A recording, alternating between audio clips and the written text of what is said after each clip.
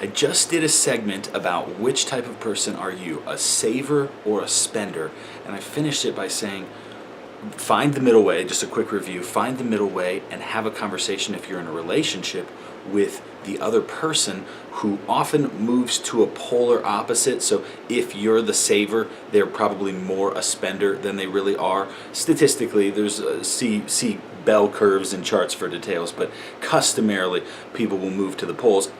And the solution is to sit down and have a conversation about what your goals are, and if you articulate those goals, the solution was find the middle way. All that review done, it made me have the thought, and it's worth a little mini segment of sharing, goals in general. This is an area where your financial advisor, if you have one, will sit down, and I just had this thought, it's a 2-for-1. When a major part of financial planning is goal setting and going through and talking about, well, how much money will you need when for your financial goals. This is a major aspect of financial planning. This is when you do financial planning, it's about setting what would almost be like I forget the type of chart, but it's all the future time. It's how you plan projects, and there's different objectives at different times. Well, a financial advisor, one of the biggest things they do, there's a lot. Asset allocation will be another video. Asset allocation deserves its own video, and I will do that shortly. But one of the biggest things and one of the biggest hooks that gets you interested in working with a financial advisor is, well, he's going to ask you serious questions about your goal. The epiphany, or not epiphany, but the thought that I had was, this does two things. One, it makes you think your financial advisor is doing work for you, but really what your financial advisor is doing is having hard questions, asking hard introspective questions to you. We would be given charts of questions, the deep questions you can ask.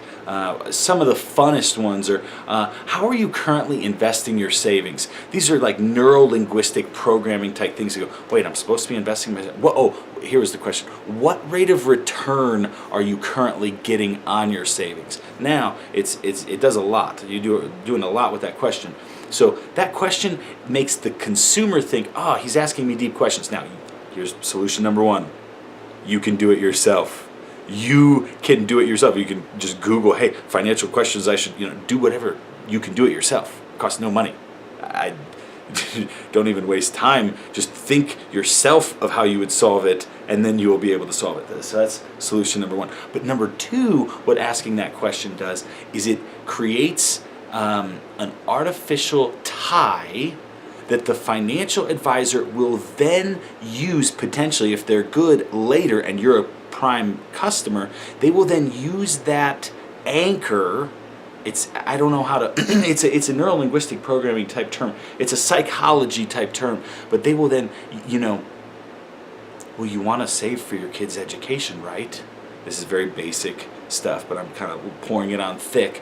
Well, you expressed the goal earlier that you'd like to retire in 12 years. How do you expect to do that if you're not saving blah, blah, blah? Now, this is both a logical truth, but it's also a neuro-linguistic guilt trip to get them to invest. And when you invest, you pay the financial advisor first. You pay the financial advisor first. So they're getting paid first. It's not, we have to get to this goal, we have to do this. When you invest the money with the financial advisor, the financial advisor that is the payday. So I learned this from a gentleman on the other side of town. I'll leave his name nameless, but he found out, do not service the client. He had this mentality, do not service the client. It is better to find a new client, charge them an A-share mutual fund, which is the highest in the business you can charge. It used to be 8%, but then the government made it like 5.75%, and so that's what they all start off at. No break-pointed A-share mutual funds, and some people feel that's still the way to go. Other people feel, and this is worth another video, other people feel it's 1% a year. I'm here to say you don't need any of that. You can do it all for free. And one of the biggest areas in conclusion, one of the biggest areas a financial advisor is creating a fake, false, perceived value to you is by asking you the questions you should already be asking yourself with your spouse, loved one, whomever you care about, family member auditing session, audit each other. Get somebody who you can be accountable, who costs $0 an hour ideally, or come see me for $100 an hour, or whatever price it hopefully grows to over time. Whatever you value your time at. Go over that yourself, and you can cut out the first 20 to 30 minutes of the appointment where the financial advisor is getting to know you, asking a bunch of questions about you, and creating the perception of need. Well, you do have a perception of need because you do need money, that's true, but do it yourself for free in an appointment you don't have to pay for. Then you'd cut out the financial planning fee.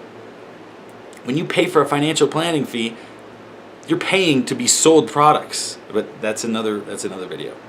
Just do it yourself. Have your own appointment, ask your own deep financial advising questions, and then you will be free of a very large portion of the value your financial advisor or some accountability partner should be providing you. You need that in your life. It is a very good thing in your life. Just do it yourself for free. Thank you for listening. Thank you for watching. You can take control of this, and it doesn't have to cost any money. Thank you.